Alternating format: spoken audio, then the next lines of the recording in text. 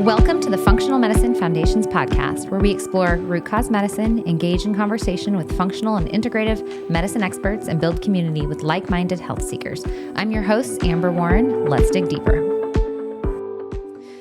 Hi, everybody. Welcome back. So today we're going to do something just a little bit different. So we put out there on Instagram on our social media page, throw us your questions on functional medicine, anti-aging, health optimization, and I'm going to do my best to answer some of those. We got some really intriguing and wonderful questions, so we had to kind of hone it in and decided to just keep it themed, discussing stress reduction and cortisol as a stress hormone. So we'll just dig in and we'll do our best to answer some of your questions. If you like this format and you'd like to hear more of this type of approach within our podcast episode, then please let us know and submit your questions on Instagram. So one of the first questions we had was, what is cortisol belly?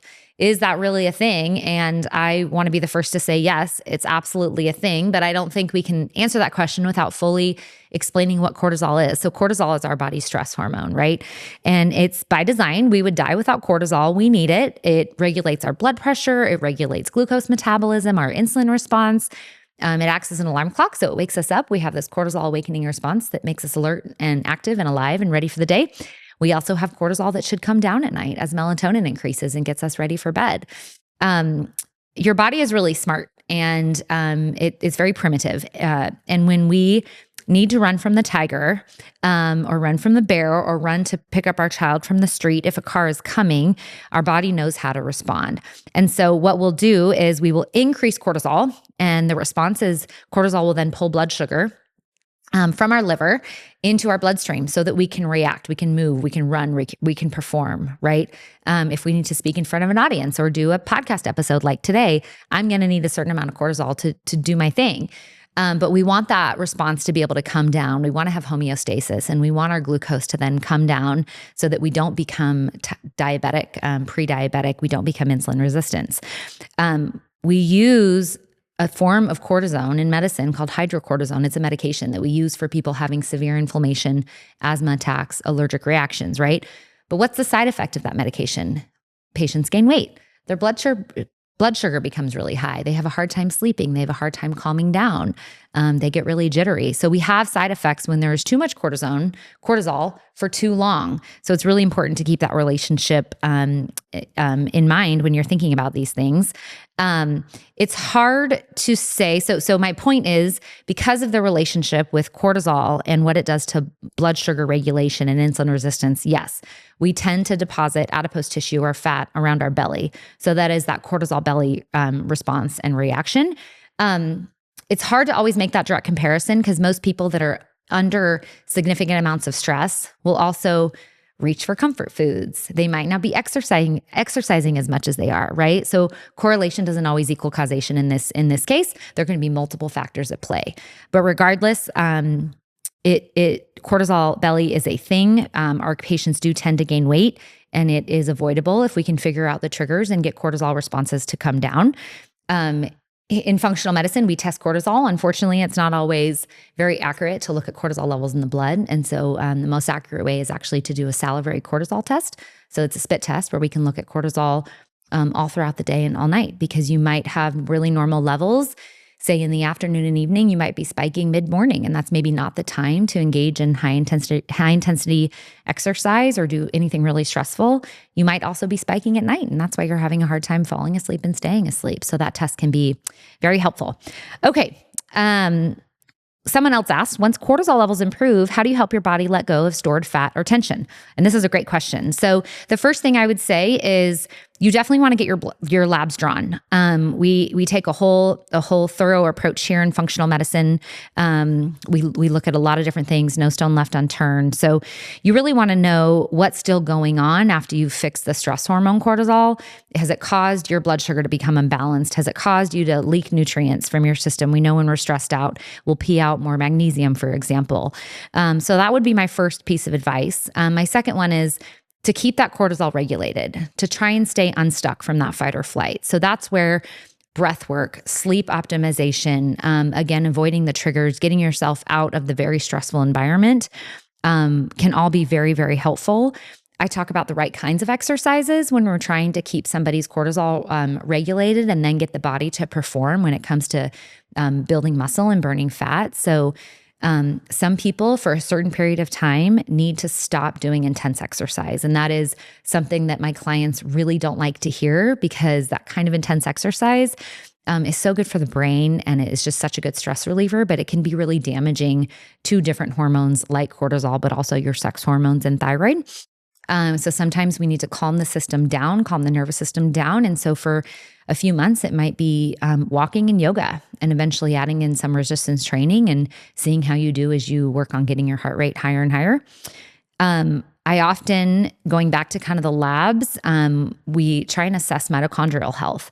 And what's interesting is your mitochondria are the little organelles that are the powerhouses of the cell. So they actually produce ATP, which is your body's source of energy.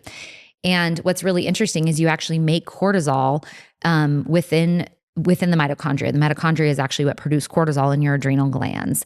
And so if you have damaged mitochondria, then they will really struggle to regulate cortisol appropriately. So we're always talking about so many different diseases as they relate to mitochondrial health.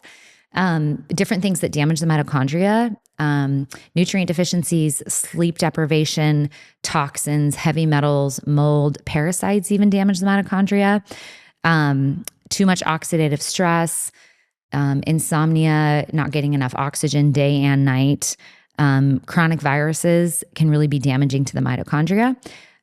If our clients are able to engage in HIIT training, a few days a week, not necessarily every day, can actually really improve your mitochondria within the skeletal muscle. So that's something we would encourage our clients to do if they're at a time when they can do it. Alcohol are very damaging to your mitochondria. So I think my advice there, my long-winded advice, is find your trigger, find your source, find the reason that you could easily get back into fight or flight, and just really learn how your body responds best to keep the weight off or keep the tension away, and to stay in a cortisol calm, fat burning mode. Next question was, how do blood sugar levels respond to chronic stress, and how can you balance both? So I kind of explained already just mechanistically how we have our blood sugar responds to our stress hormone cortisol. I hope I made that pretty clear.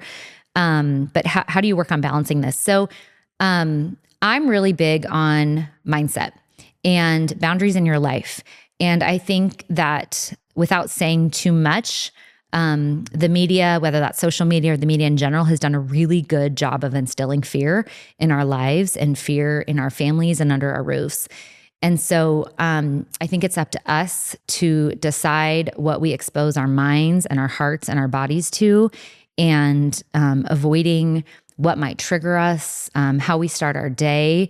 Do you wake up and look at your phone? I have a motto in my life where it's word before world. And so I'm reading my Bible and focusing on truth in my life before I let the world intervene and before I let the world start my day. And I already mentioned, but figuring out your triggers, focusing on the things in your life that really matter. Hopefully that's your marriage and your family and God and your children, and just finding time when you can just compartmentalize the stress and get away.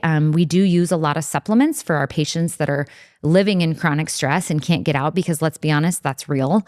There's marriages that are really hard. There's working environments that are hard, and you might just have to stay in that working environment to continue to provide for your family. So we use a lot of supplements to help both regulate blood sugar and help control cortisol. So berberine is one that I love for blood sugar control. We also use chromium for cortisol. We have one of my favorite supplements called Cortisol Manager, and it's a really nice blend of adaptogenic herbs to help regulate and balance cortisol levels.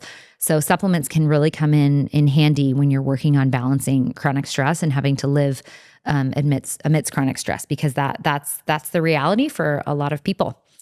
Next question, is there a way to reset your stress response without medication? Yes. And I love this question because it really hits home.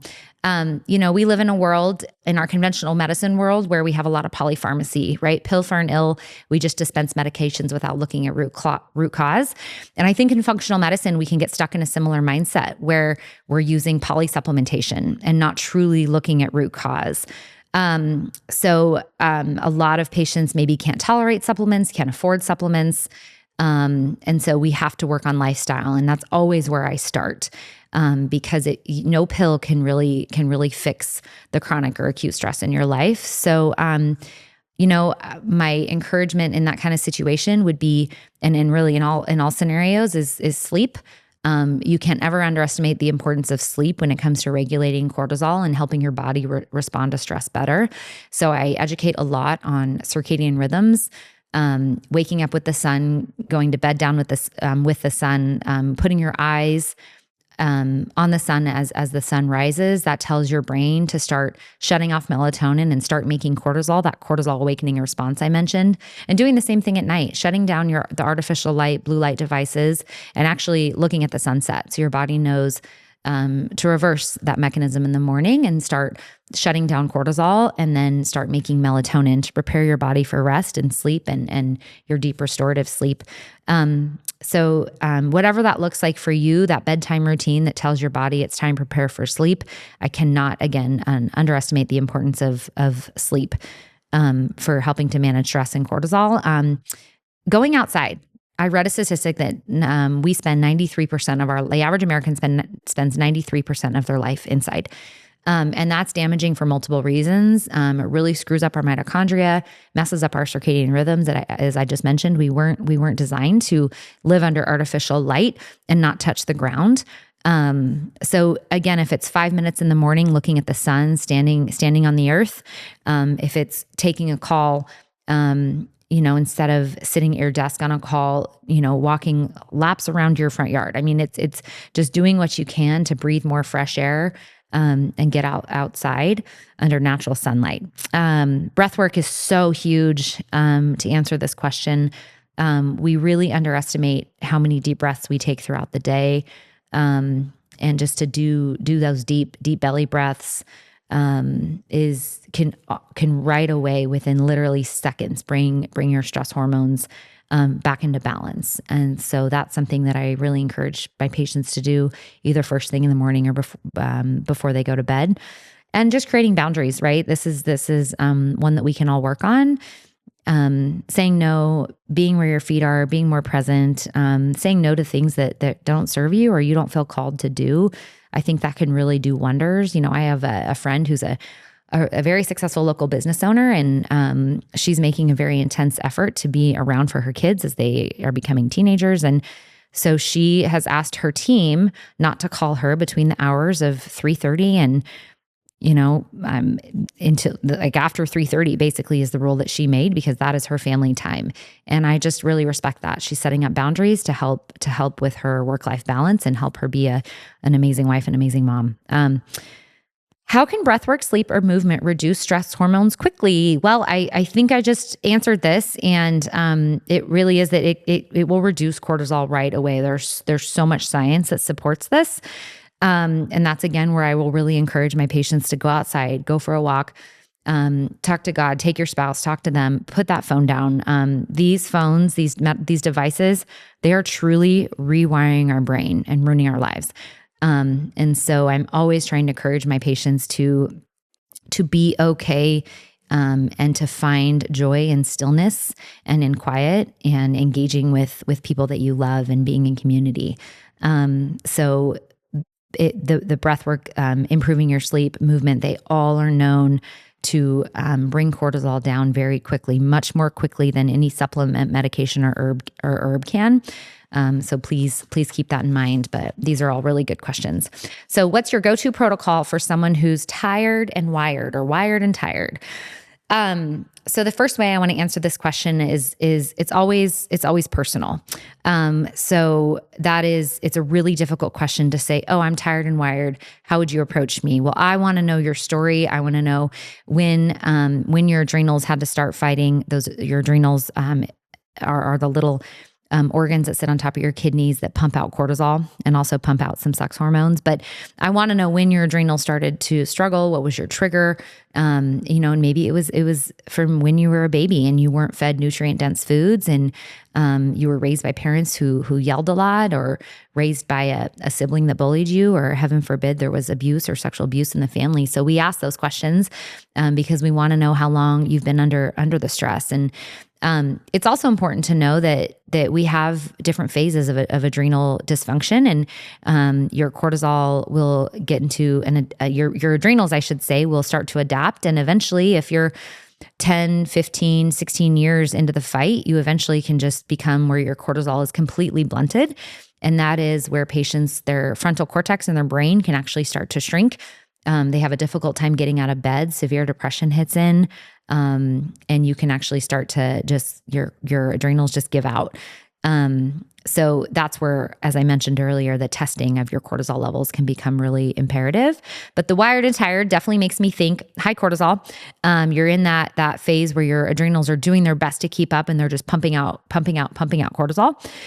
So that's where we again dig to try and find the root causes and what the imbalances are in your body that's driving this. Stress is not just physical. It can also be, well, it's not just psychological. I could say there can also be some other things that are driving this, right? It's very stressful for your body to not get good quality sleep, minimum 7 hours of sleep, right? It is very stressful for your body to have severe vitamin and nutrient deficiencies. It is very stressful for your body to have an autoimmune disease. So there are so many other sources of stress, and we almost have to redefine stress because those things are all very stressful for the body. So that's where root cause medicine becomes really imperative. This would be another person that would really benefit from some herbs. I mentioned that supplement Cortisol Manager. Within that supplement is an herb called phosphatidylserine, and that is something that is beautiful at lowering cortisol. So my patients that are tired and wired at night, they could really benefit from phosphatidylserine to bring their cortisol levels down and prepare them for sleep. This is also someone that I would really encourage to prioritize sleep, putting up boundaries at night, having a bedtime routine. My rule of thumb for sleep, going back to optimizing sleep, is 10-3-2-1. So 10 hours before bed, no caffeine. Caffeine has a pretty long half-life in most individuals. So that means that if you drink a afternoon latte at 2 p.m., half of that caffeine is still going through your body at 2 a.m.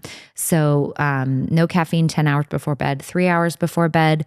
Try to finish your last meal so your body is not working on digesting food and it can be working on preparing for rest. 2 hours before bed, nothing stressful, stop working. Try to not engage in any stressful conversations with a spouse or your mother-in-law or another loved one. And then 1 hour before bed, dim the lights. I've mentioned this before, but I have a lot of amber colored lights in my home. I don't turn on the bright, white, beautiful lights before bedtime. Though in my kiddos' bedrooms are really, really orange colored lights in their closet and their bedroom. So when we're reading and getting ready for bed, we don't have that white artificial light that really disrupts your melatonin production. So those are all ways that we really try and optimize sleep. But again, this is a person that we want to make sure their thyroid looks good. We want to make sure nutrient levels look good to regulate their nervous system. We're working on their mitochondria. We're really optimizing protein intake and eating real good quality foods that come from the ground, ideally organic. And again, these are clients that I'm probably asking them to stop doing their high intensity interval training. They probably shouldn't be training for a half marathon. I'm going to ask them to do that more restorative walking, hiking, yoga, maybe just some lifting heavy weights and trying to keep their heart rate down. The last question is a really good one. Can burnout from motherhood or high performance lifestyles cause long-term metabolic shifts? Long-term, yes, but not permanent shifts. So if we don't get clients out of their cycle that's driving their prediabetes, driving their insulin resistance, then yes, these long-term metabolic shifts can happen where you can't kick the baby weight. You're really struggling in perimenopause and menopause to lose that belly fat or get your brain fog to dial back. But this is where we really work on working with our dietitian, again, cutting the carbs, alcohol, sugar. We do a lot of continuous glucose monitoring here in our clinic. Again, so we can really work on that metabolic health piece. Saunas are wonderful for metabolic health and also really good for relaxation. So we encourage a lot of that. So yes, we see a lot of metabolic changes with a lot of these clients, and from you mamas that are out there just nonstop, always thinking, always worrying, not getting deep, restful sleep. there is so much hope. But it really does take a personalized approach and looking at your serum labs and seeing what your profile looks like. And similar to the question also asked about high performance lifestyles, these are the people that are burning the candle at both ends. I have a lot of friends that are career women and running hard, and they travel. And so those shifts, the different time shifts that their bodies deal with can be really difficult, but you do your best. And when you're home, you optimize rest and sleep, and again, restorative exercise and nutrition. And there is so much hope, because so many things can be reversed when we start to catch these things early. That's even better. So I hope you guys found this helpful. We'd love to do more of these sessions if our listeners want this. So please report back and give us your comments, and please don't ever hesitate to submit your questions on Instagram, because we love hearing them and responding to them. Thanks so much for tuning in. Are you looking for high-quality supplements? FunMedShop.com is carefully curated by the wellness experts at Functional Medicine of Idaho. You'll find high-quality supplements to support your health and optimize your body's natural functions. Rooted in responsible sourcing and utmost commitment to purity ensures that you're getting products that are not only effective, but also safe and reliable. Plus, you'll find our own line, Functional Medicine Foundations, which is carefully formulated using the best ingredients available, so you can trust that you're giving the body the support it needs. Visit funmedshop.com today and take the next step in your health journey. That's funmedshop.com. Thank you for listening to the Functional Medicine Foundations podcast. For more information on topics covered today, specialties available at the FMI Center for Optimal Health, and the highest quality of supplements and more, go to funmedfoundations.com.